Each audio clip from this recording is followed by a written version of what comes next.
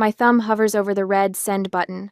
9 o'clock at night, and I'm sitting in my Ford F-250 with the engine idling, headlights off, invisible in the shadows of the Miller estate.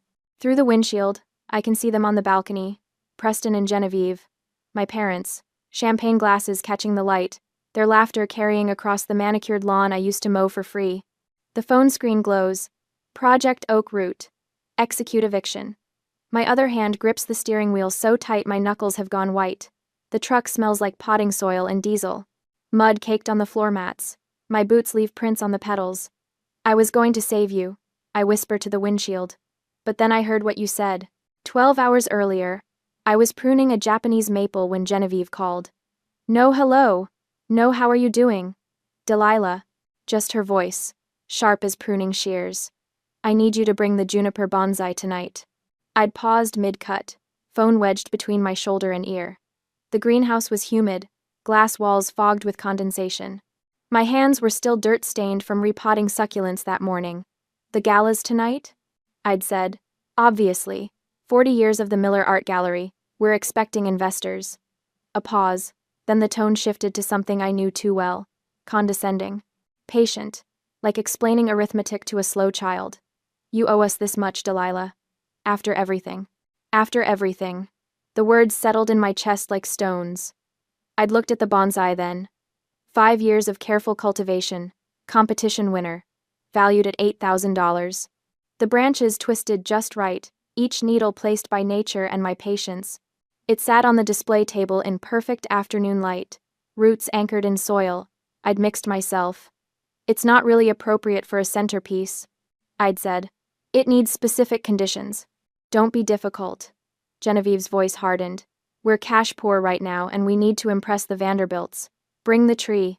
6 o'clock. She'd hung up before I could respond. I should have said no. Should have laughed and gone back to work. But I didn't. Instead, I stood there in my greenhouse, surrounded by 200 plants I'd grown from seeds and cuttings, owner of a business that cleared 6 figures last year. And I felt 14 again. 14, when I'd given up the art scholarship so Merrick could attend private school, when Preston had patted my shoulder and said, "That's my girl, family first." I'd never gotten another scholarship. Merrick got his architecture degree. The pattern? I'm always the helper. Never the helped. But maybe this time would be different.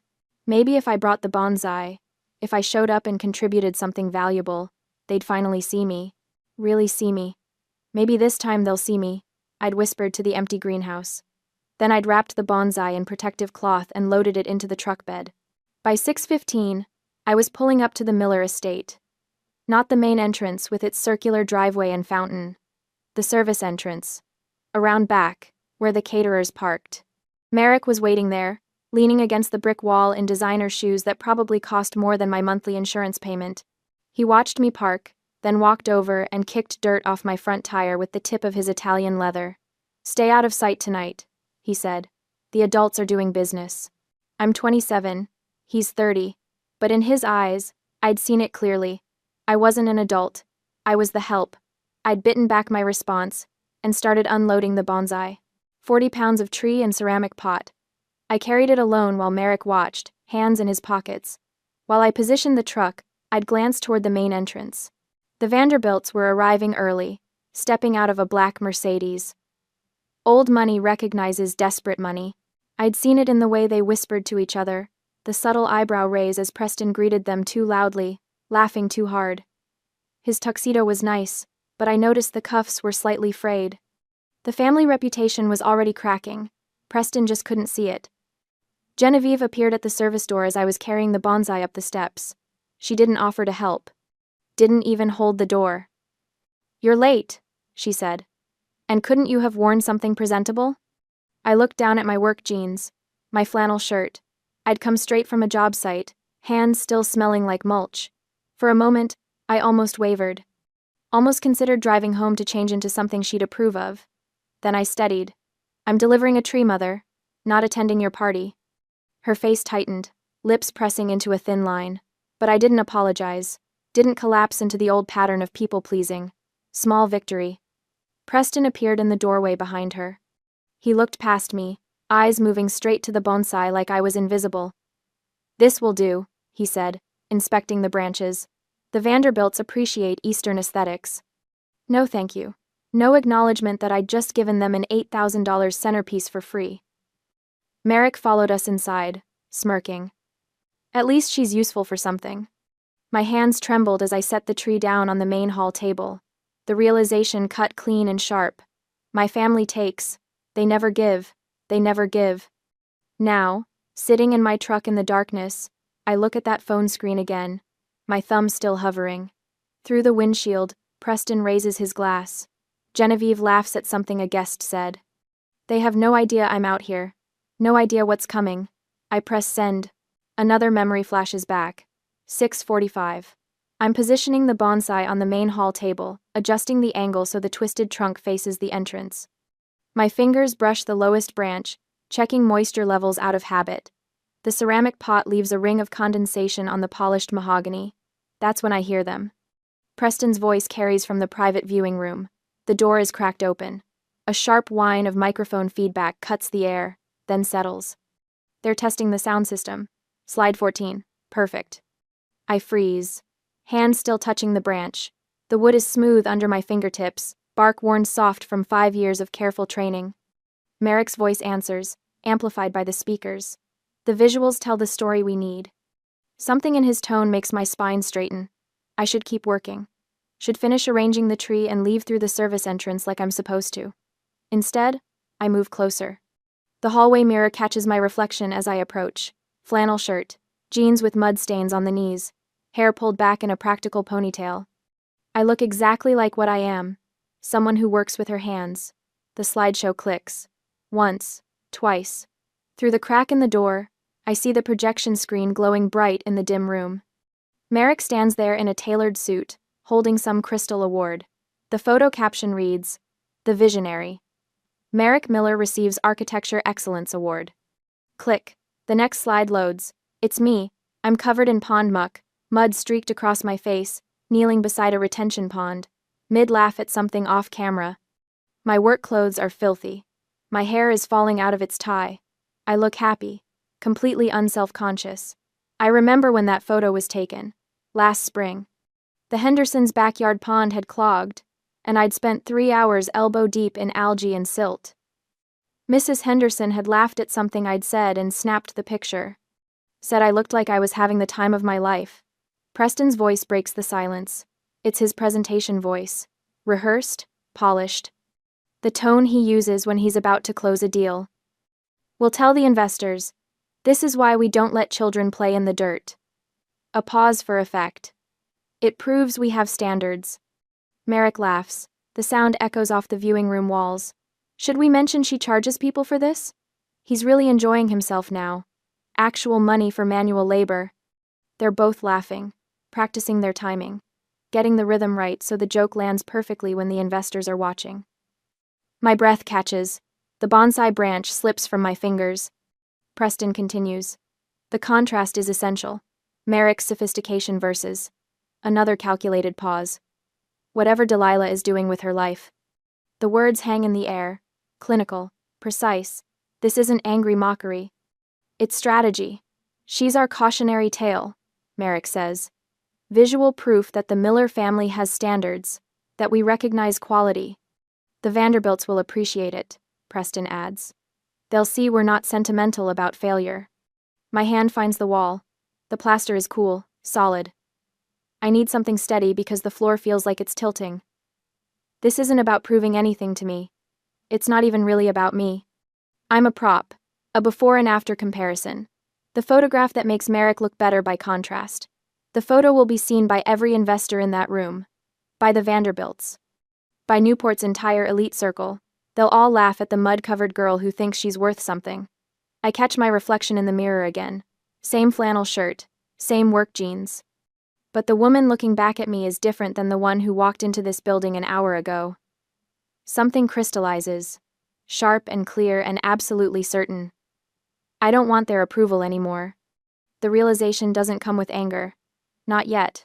Just cold, perfect understanding. I'm not their daughter tonight. I'm their visual aid. My hands are steady as I walk back to the main hall. The bonsai sits on the table exactly where I left it. $8,000 of patient cultivation. 5 years of careful work. I lift it. 40 pounds of ceramic and soil and living wood. The weight settles familiar in my arms. No one sees me walk through the service corridor. The caterers are busy in the kitchen. The florists are arranging centerpieces in the side rooms. I push through the service entrance with my shoulder. A caterer glances up from her van. She's young, maybe 20. Her eyes go to my face, then to the bonsai. "Miss Miller, is everything all right?" My voice comes out level, measured. The centerpiece won't work after all. She sees something in my expression, doesn't ask questions, just nods and goes back to unloading champagne flutes. Small moment, but it matters. Human decency versus family cruelty. The difference is stark. The truck bed is exactly where I left it. I settle the bonsai carefully, wrap the protective blanket around the pot. My hands know this routine. I've transported this tree dozens of times. The engine starts on the first try. Through the windshield, I can see the main hall windows. The display table sits empty now. Just a ring of water condensation where the tree stood. The dashboard clock reads 7:15. Guests arrive in 45 minutes. My phone buzzes. Genevieve's name lights up the screen. I silence it. The tears come as I'm pulling onto Ocean Avenue.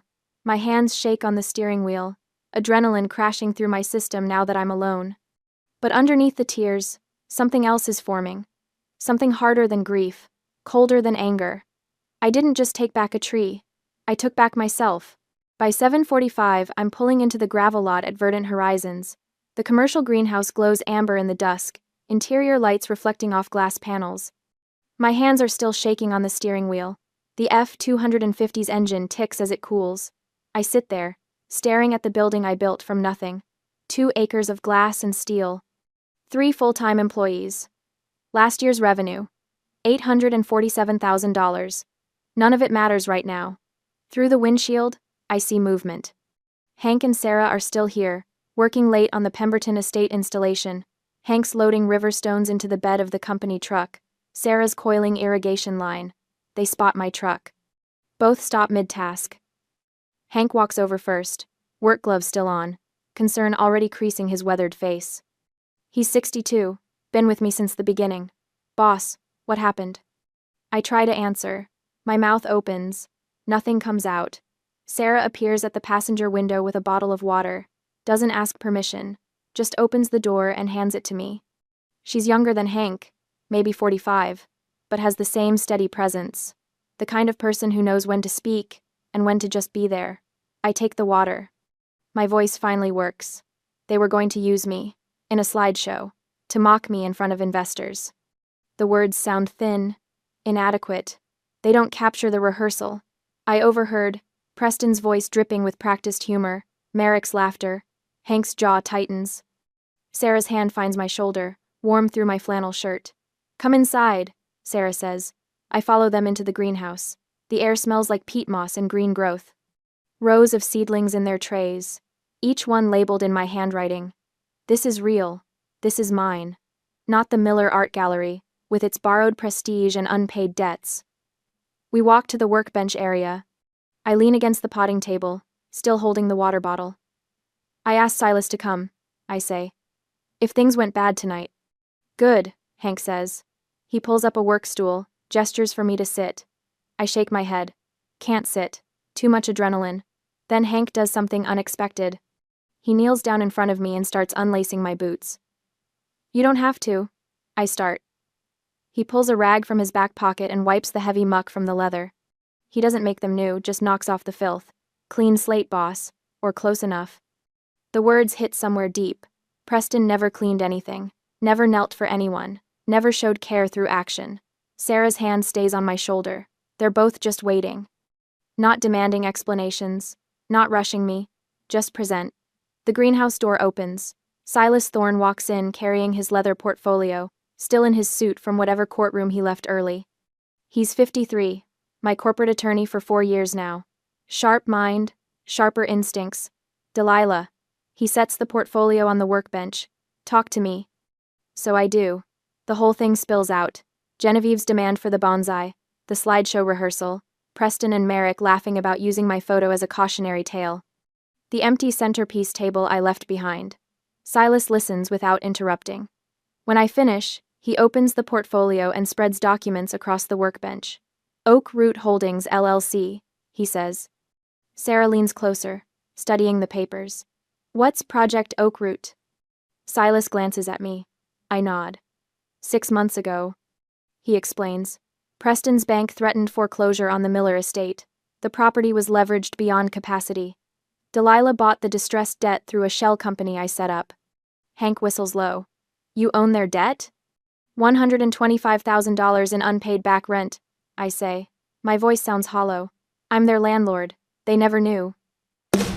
Sarah's hand tightens on my shoulder. Not judgment, support. You were saving them, Silas says quietly. I thought if I proved myself successful enough. I stop. The sentence doesn't need finishing. They were never going to see you, Delilah. Silas's voice is gentle but firm. I've been telling you that for months. The truth lands like a physical weight. He's right. He's been right. I just wasn't ready to hear it. My phone buzzes. Genevieve.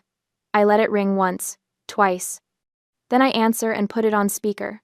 Where's the tree? Her voice is shrill enough to make Sarah wince. Guests are asking questions. I took it home, Mother. Silence. Then the explosion. You selfish, ungrateful. The insults pour out. Trash, embarrassment, failure. Words she's probably thought for years, finally unleashed. Hank and Sarah stand perfectly still, witnessing. You've ruined everything, Genevieve spits. Don't bother coming back. She hangs up. The greenhouse goes quiet, except for the ventilation system's hum. Silas opens his laptop. I can email the eviction notice right now. His cursor hovers over send. I stare at the screen. The legal document is already prepared, professionally formatted, legally airtight. 6 months of planning reduced to 1 mouse click. Then I shake my head. An email is too easy. Silas looks up. They want to humiliate me publicly? My voice hardens. I need to look them in the eye when I take it all back. Sarah speaks first. What do you need from us? Say the word, boss. Hank's already standing straighter. Silas is already thinking tactically. The gala ends at 11. What are you planning? Process server. I meet his eyes. Can you arrange one? He smiles. Actually smiles. I know exactly the right person. The shift in the room is palpable. We're not grieving anymore. We're strategizing. I stand up straight, wipe my face with the back of my hand. Look at the 3 of them. My lawyer. My foreman. My forewoman. This is my real family. Not the people who share my blood but never my burdens. They wanted me invisible, I say. They're about to see me very clearly. Sarah walks to the office closet and pulls out a simple black dress, still in dry cleaning plastic. You left this here last month. After the Chamber of Commerce dinner. I take it, change right there in the greenhouse, not bothering with modesty. Sarah and Hank turn away out of habit, but Silas keeps working on his laptop, already briefing someone on the phone. The dress fits. Knee length, professional, unremarkable. Then I strap my boots back on underneath the hem. Silas ends his call. Process server will pose as a late arriving guest. Eviction notice is prepared. I'm thinking timing during the keynote presentation. Maximum impact, I say. This is some strategic thinking, boss. Hank grins. I learned from the best. I look at Silas. Just not from them. By 8:40, I'm climbing back into the F-250. The dress feels strange over my work clothes. The boots feel right. My phone screen glows. Project Oak Root. Execute eviction. Through the commercial district, I can just see the Miller estate on the hill. The balcony where Preston and Genevieve are probably standing right now. Champagne glasses raised, convinced they've won. Preston's arm is probably around her shoulders. They're laughing. They think I'm broken. I was going to save you, I whisper to the windshield. But then I heard what you said. My thumb hovers over send. I press it. The screen confirms. Process server dispatched. ETA, 9:45 p.m. I start the engine. The diesel rumbles to life, familiar and powerful. I'm not driving back as a victim. I'm driving back as a predator lying in wait. 9:20. I walk through the main entrance of the Miller Art Gallery for the first time in my life. The black dress Sarah pulled from the office closet fits well enough, skimming my knees, simple and severe. But underneath the hem, with each step across the marble floor, my heavy work boots thud softly. No more mud prints, Hank saw to that, but the battered leather looks violent against the polished floors. Ancient and scarred amidst a sea of patent leather and silk. Nobody notices yet. They're all too busy pretending not to stare at the centerpiece table. Someone has placed a generic crystal vase filled with store-bought white roses in the center. It looks small, pathetic even, against the grandeur of the hall. A desperate placeholder. The water ring from the massive bonsai pot is still faintly visible on the mahogany if you look past the cloth runner. The room is packed. Investors in dark suits cluster near the bar. The Vanderbilts occupy the corner table, their posture radiating the kind of judgment only old money can afford. Newport's elite scattered throughout, champagne glasses catching chandelier light. Genevieve spots me first. Her face does something I've never seen before. It contorts, twists through shock into pure rage, then smooths into a mask so quickly I almost doubt I saw it. She crosses the room in 4 seconds flat, heels clicking like gunshots. How dare you show your face? Her voice is low, venomous. Close enough that I can smell her perfume, expensive and cloying. I meet her eyes. I'm a Miller. This is a Miller event. Her hand clamps around my upper arm, fingers digging in hard enough to bruise. You embarrassed us. That centerpiece cost us credibility. I don't pull away. Don't flinch. Did I? Or did you embarrass yourselves? Across the room, I catch the Vanderbilt matriarch watching us. Her expression is unreadable, but she's paying attention. They all are now. Genevieve's grip tightens. Then Preston sees me. He goes still, champagne glass halfway to his lips. His eyes find Merrick at the podium, and something passes between them, some silent agreement that makes my spine straighten. Preston moves toward Merrick with quick, urgent steps. They lean close, whispering. Merrick glances at me, and his smile is all teeth. They aren't waiting for the keynote anymore. I can see it in the way Merrick signals the AV technician, the way Preston's jaw sets with determination. They're moving up the schedule. They want to punish me now. Want to crush whatever brought me back here before I can speak, before I can explain the missing centerpiece. They need me broken in front of these investors. Merrick approaches the microphone. The feedback squeals once, and the room settles into expectant silence. Before we begin our formal remarks, he says, voice smooth and practiced, I'd like to share something with you all. The lights dim. The massive screen behind the podium illuminates, white and waiting. My heartbeat stays steady. I've been expecting this since I heard them rehearsing earlier. Since I understood exactly what they thought of me. Merrick's photograph appears first. Him in a tailored suit, accepting some architecture award, looking every inch the visionary they want him to be. Polite applause ripples through the crowd. Then my photo replaces his. I'm covered in pond muck, kneeling in wet soil, laughing at something Hank said off camera. My hair is plastered to my forehead. My hands are black with earth. The joy on my face is unguarded, genuine, completely unaware I was being photographed. The room ripples with uncomfortable laughter, not cruel yet, but uncertain. Waiting for context, Merrick leans into the microphone. Some of us build legacies. He pauses for effect, gestures to his award photo. Others just dig holes. The laughter grows louder, more confident now that they understand the joke. Preston steps up beside Merrick, taking the microphone. This is what happens when you reject education. I stand in the center of the room. The spotlight finds me somehow. Probably Merrick's doing. Every face turns toward me, and I feel the weight of their judgment, like physical pressure. This is the moment they've been building toward. Complete exposure. Total humiliation. I bow my head slowly. Let my shoulders slump. Let my hands clasp in front of me, fingers twisting together like I'm trying to hold myself together. To Preston, to Genevieve watching from the side, to Merrick at the podium, I look exactly how they need me to look. Broken, defeated, remembering my place. Preston and Genevieve exchange glances across the room. Triumph gleams in their eyes, bright and hungry. Merrick smirks from the podium, leaning back like he's already won. At the bar, I catch them in my peripheral vision. Preston reaches for his champagne, and Genevieve meets him there. They clink glasses with the delicate sound of crystal on crystal. Preston leans close to her, whisper carrying just far enough for me to hear. She needed to remember her place. Genevieve sips, her lipstick leaving a mark on the rim. Maybe now she'll appreciate what real success looks like. They're drunk on it. The perceived power. The certainty that they've put me back in the box where I belong. Their guard is completely down. Near the Vanderbilt table, an older woman in pearls frowns at the screen. She leans toward her companion, stage whispering. Seems unnecessarily cruel. The Vanderbilt matriarch's face is stone.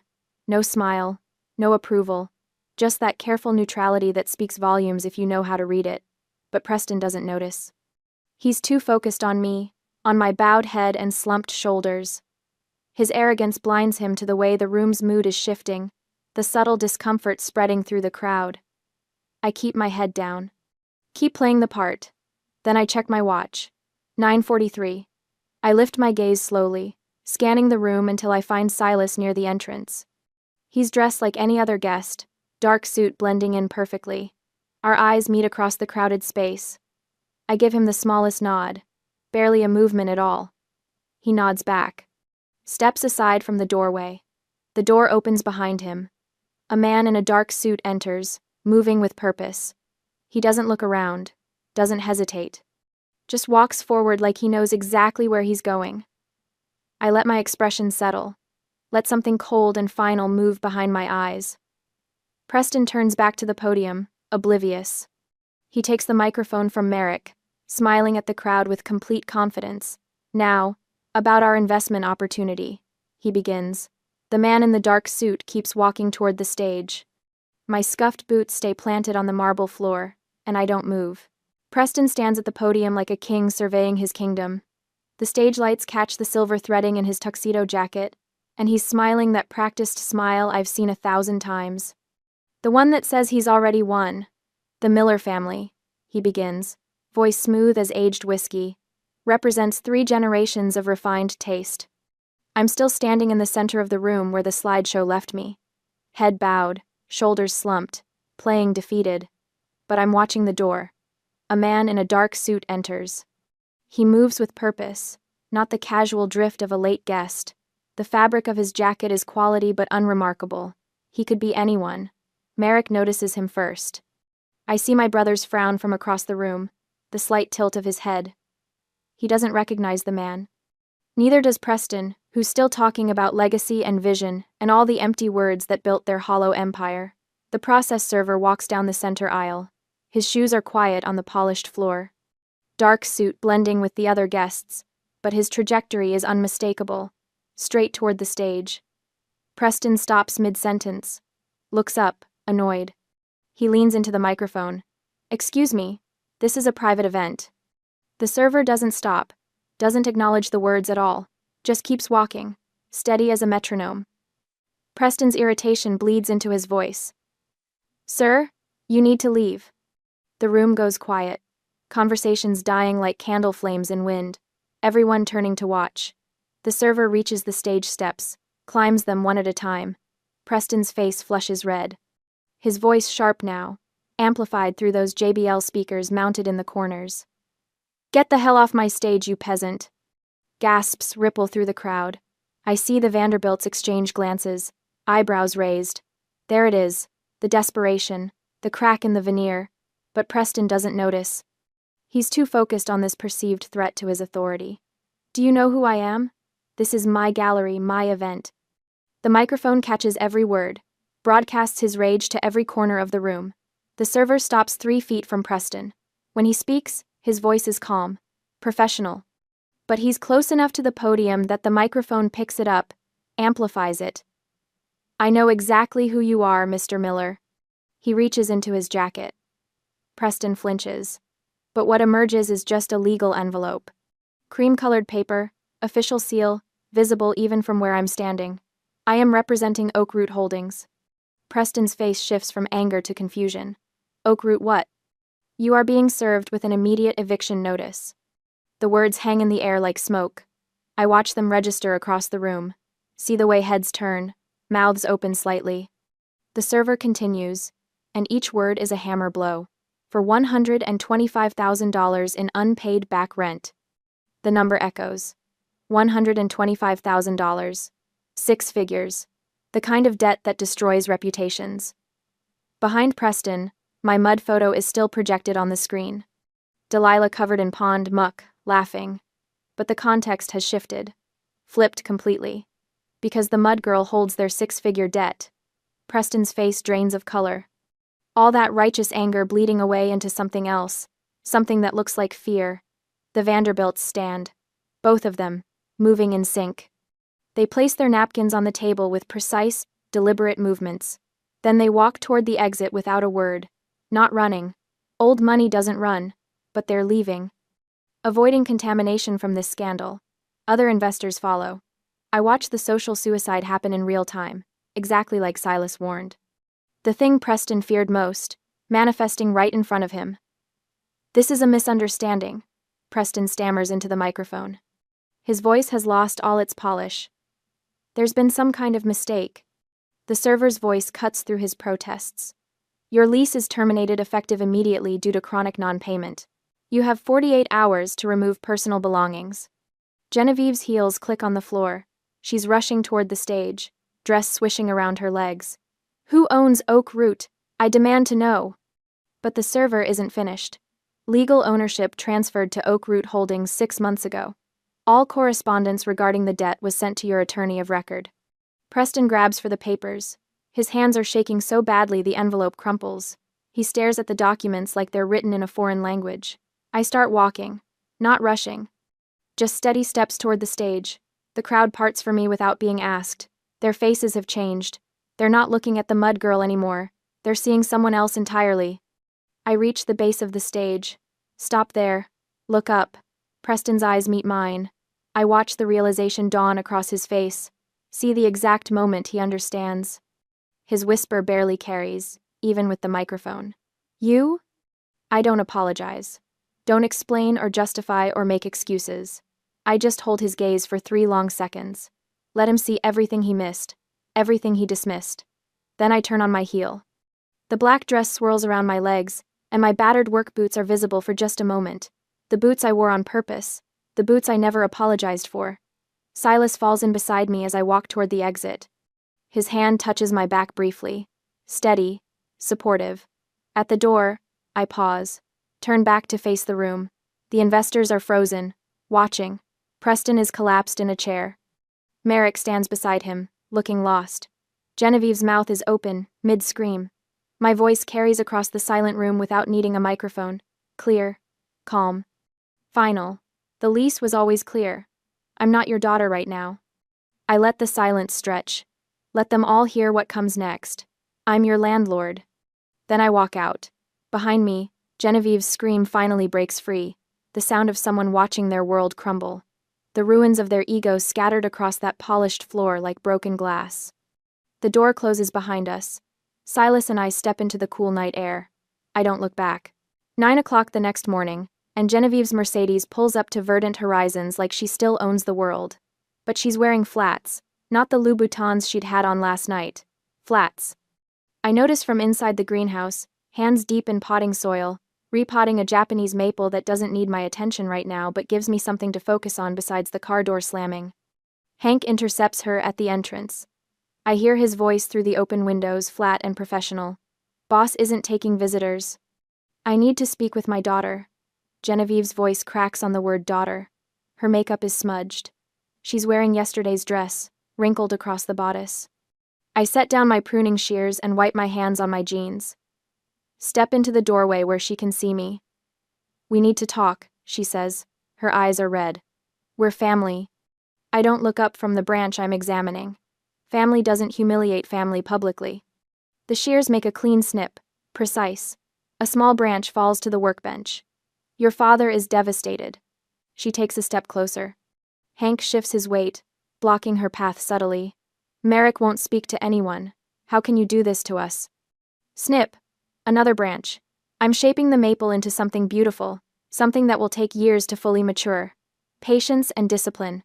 We raised you better than this." That one almost gets me. Almost. But I've heard this song before. The guilt, the manipulation, the assumption that I owe them something beyond the $125,000 they never paid.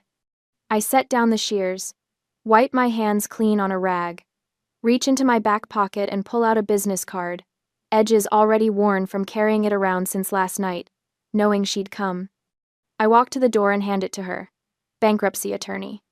Local, good reputation. The lease was clear, Genevieve. I don't call her mother. Payment terms were generous. 6 months of missed payments. We thought you'd understand. I'm not your daughter right now. The words taste clean in my mouth. True. I'm your landlord. She stares at me. Her hand trembles holding the card. And you're trespassing. She turns and leaves without another word, and I am left alone, thinking how I will never let anyone destroy what I have built. 3 months later, I'm standing on the balcony watching workers take down the Miller Art Gallery sign. The metal scrapes against brick, and I feel nothing. No satisfaction, no bitterness. Just the morning sun, warm on my shoulders, and the weight of my own building beneath my boots. Verdant horizons, headquarters. Sarah reads from the new sign as workers hoist it into place. Never thought we'd have offices with a view. Hank joins us, coffee in hand. He passes me a cup without asking if I want one. He knows I do. Boss, the $8,000 bonsai looks perfect in the window. I glance back through the glass. The juniper sits in the main office, backlit by eastern sun, every needle visible. 5 years of work, competition winner. Finally displayed where people can see it, where it deserves to be seen. It deserves to be seen, I say.